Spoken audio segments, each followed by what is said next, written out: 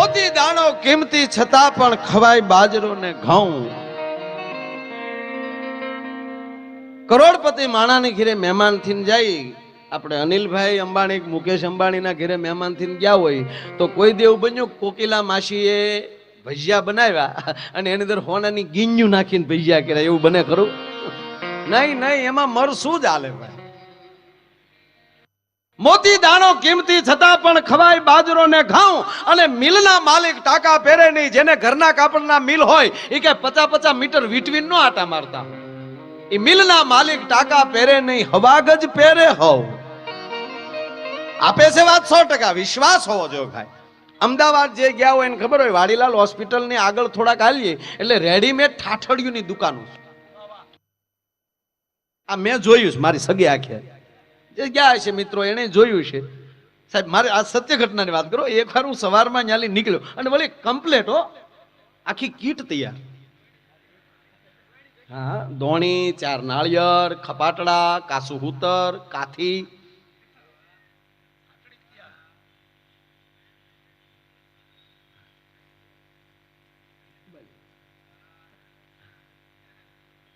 મને ક્યારેક ક્યારેક વિચારે સારું છે મારા રોયા સ્કીમ નથી કાઢતા. એક લ્યો તો એક ફરી દાદા મરે ડોશીને મારવા પડે, મરવા તમારી માં મફત આવી હારે. પણ એકવાર હું સવારમાં ન્યાલી નીકળ્યો ને, એ નામી વેચનારો માણસ સવારના પોરમાં પોતાની હાટડી ખોલીને ભગવાનને અગરબત્તી કરતો હતો. બોલો હું માગતો છે? શું કેતો શું હશે? એમ જ કરતો હોય ને, ઓમ મંગલમ ભગવાન વિષ્ણુ મંગલમ ગરુડો ધનમ, 2-3 ને લઈ લે, 2-3 ને લઈ લે, 2-3 ને લઈ લે. એ તો ઈ જ માગે ને સાહેબ. મેં ચિત્ર જોયું ત્યારે મને તમારી ઘોડે થોડાક દાંત આવ્યા હતા, પણ એના થોડાક ઊંડાણમાં ગયા એટલે બીજો વિચાર ઈ આવ્યો કે આ કરુણા નિધાન, કેટલો કરુણાનો સાગર છે પરમાત્મા. કે એક ઠાઠડી વેચનારો માણસ સવારના પોરમાં જો એને યાદ કરતો હોય તો મારો બાપ બેને મારીને જો એને રોજી દેતો હોય તો આપણે મહેનત કરવી, આપણે શું કામ ના આપે ભલા માણસ? છોકરાનું પેપર હતું, પેપર એટલે એમાં 7 પ્રશ્નો ઉપર લખેલું 7 માંથી 5 ના જવાબ લખો. છોકરો બહુ હોશિયાર હતો, એને 7 ના જવાબ લખ્યા. 7 જવાબો લખીને ઉપર લખ્યું માસ્તરને કે આ 7 માલી કોઈ પણ 5 પસંદ કરી લે. માસ્તરને આખું પેપર ન જોવું પડે. આ પરમાત્માની કૃપા છે. અને અમુક તો ફંક્શન ની વાટે જ બેઠા હોય કે આમાં કેટલા છોડવાના કે ઓપ્શન આપ્યા હોય, એટલા માલે એટલા, તેમાં માઇન્ડ 2 લખે. મારો બાપા ના પડ્યો એટલા જ લખાય. એક જગ્યાએ તો આખું ઘર ટકા કરીને બેઠેલું. એના બાપાને ટકો, એની બાને ટકો, એના 5 છોકરા, 7 જણા 7 ટકા ઘીરે. મેં કીધું કેમ કે તમારા કુટુંબમાં અઘટિત ઘટના ઘટી ગઈ? ત્યાં નાના કાલે અમે એક કથા સાંભળવા ગયા ને, અહીંયા શાસ્ત્રીજી એવું બોલ્યા કે દુનિયામાં મૂળ 7% રહેવાના છે.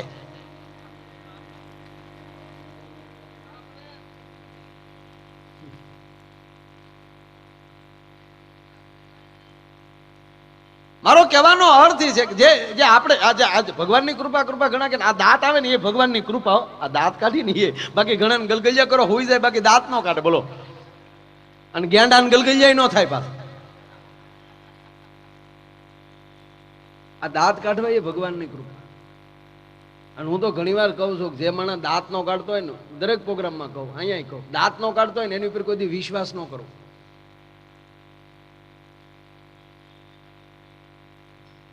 દાંત નો કાઢતો એને ભાગીદાર નો બનાવો, દાંત નો કાઢતો એને પાડોમાં નો રહેવું. અડધી કિંમતમાં બંગલો વેચી નીકળજો, તું રે કોડા, અમે ગમે ત્યાં પેટ ભરી લેવું. કારણ કે હવારના પરમાં હામો મળે, મોગો સડાવીને તો આપણે અફકન થાય.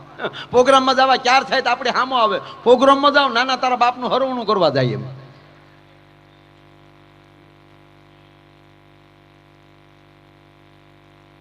આનંદ એ પણ ભગવાનનું રૂપ છે. પરમાત્માની ખૂબ કૃપા થાય અને તમને બેઠા બેઠા એકલા લહેર આવતી હોય ત્યારે માની લેવાનું કે અંદર પરમાત્માનો પ્રવેશ થઈ ગયો છે.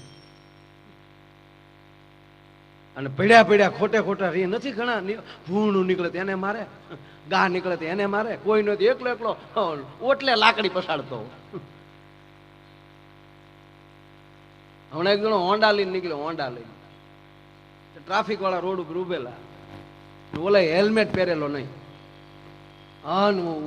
હુડી મારી કે ઉભી રાખ, બોલો હાકતો હાકતો કે સાહેબ છે હું, કે હેલ્મેટ કેમ નથી, એ કે સાહેબ હટી જજો, બ્રેક નથી. સાહેબ નો મગજ ગયો ભાઈઓ. હવે પોતાનો મગજ ગયો અને આપણે ઉભા થઈને વયો જાય ઈ અભિમાનમાં ઓલાને બ્રેક નથી ઈ ભૂલાઈ ગયું, અને સાહેબ આડા વિચાર અરે રાતું થયું ક્યાંય કે માના આમ સાહેબ બ્રેક નથી માના એમણામ સાહેબ ને ઉપાડ્યા હોન્ડા વાળા. સાહેબે તો સાલુમાં બે નાખ્યા કે પણ તમે સાહેબ મારજો પછી પેલા હેન્ડલ પકડી રાખો. સાહેબ એક છે હેન્ડલ પકડ્યું ને એક છે ઓલાની વાયર પકડ્યું. જેવું હોન્ડા ઉભી રહ્યું ને સાહેબ સોટી પીડ્યા, શાર નાખ્યા, બ્રેકો વગર નીકળો, બ્રેકો હેલ્મેટ મગજમાં લઈને નીકળી ગયો. હા બ્રેક વગર નીકળો, શરમ આવી જોઈએ તમને. કે સાહેબ મેં તમને પહેલા કીધું તું બ્રેક નથી, બ્રેક નથી, પણ તમે નો હટો એમ અમે શું કરીએ? અરે ગાંડા, બ્રેકો વગર રોડે નીકળો, કોક આડું પીડ્યું હોય તો આમ જ થાય સાહેબ, આમ જ થાય.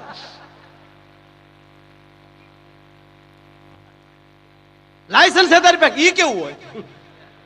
તા તો સાહેબે નાક ઉપર ઠીકો માર્યો, ના ફોડી ફોડી નાખી. એટલે હેલ્મેટ નહીં, બ્રેક નહીં, લાયસન્સ નહીં. સાહેબ લાયસન્સ નથી એમ નથી કેતો, કેવું હોય એમ પૂછો. મારી પાસે પેપર ઘણા પડ્યા, એમાં લાયસન્સ કેવું મને ખબર નથી. અરે ગાંડા, આવડો ફોટો હોય તો એમ કયો ને, આવડો ફોટો હોય એમ. ધડ મોટરસાયકલ ડીકી ખોલીને આવડો અરીસો કાઢ્યો.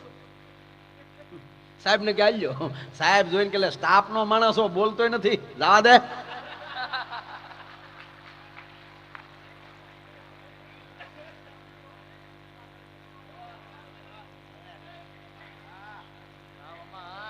પ્રતિક પોતા તણા દર્પણ હોય તો દેખાય, પ્રતિક પોતા તણા ઈ દર્પણ હોય તો દેખાય, પણ કરેલા ન કળાય ઓલા પાપ પોતાના પાલિયા.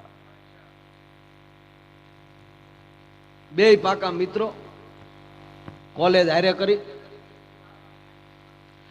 કોલેજ વર્ષ પૂરા થયા પછી પોતપોતાની રીતે હવ ધંધે ગયા. એક મિત્ર હતો એને કોઈ સારા મિત્રો મળી ગયા અને બિલ્ડર લાઈનમાં વયો ગયો, રોડ ટચ મીડો લેવા.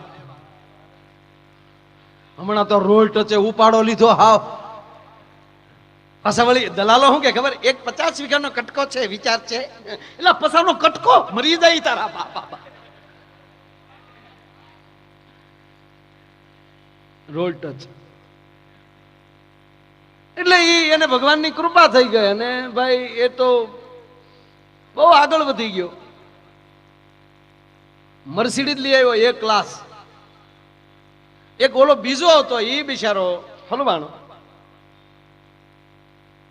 પછી એને થયું કે આ દુનિયા બધી ધંધા કરે, આપણે આ કાંઈ પ્રગતિ કરવી જોઈએ. તો એને શું કર્યું બિચારાએ, થોડીક મજૂરી કરીને 5-7 હજાર રૂપિયા બચાવ્યા હતા, 3-4 હજાર રૂપિયા એની પત્નીના દાગીના વેચ્યા અને 10,000 ની મૂળ મૂડી ભેગી કરી અને રિક્ષા લઈ આવ્યો અતુલ.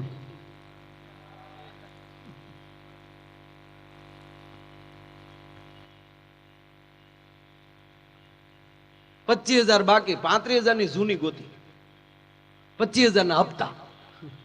હા તમને રેસ કોર્સ ને નાકે ઉભો રહે, ફર્સ્ટ ક્લાસ ઉભો રહે. કોઈ કે એરપોર્ટ તક વહી આવો, એસટી કે તક વહી આવો, બે બાજુ હાક્યા કરે.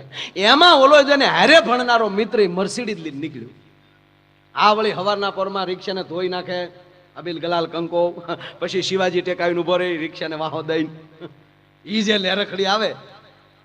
એમાં ઓલો મર્સિડીઝ લઈને નીકળ્યો, એમાં એના મિત્રને જોઈ ગયો એટલે એને મર્સિડીઝ ઉભી રાખી અને મર્સિડીઝ માં નીચે ઉતરીને આવ્યો. એટલે રિક્ષાવાળાને શું છું કે આ ત્યાં ડ્રાઈવરમાં ગોઠવાણો લાગે, એને તો ઈ જ વિચાર આવે. પધારો પધારો સાહેબ.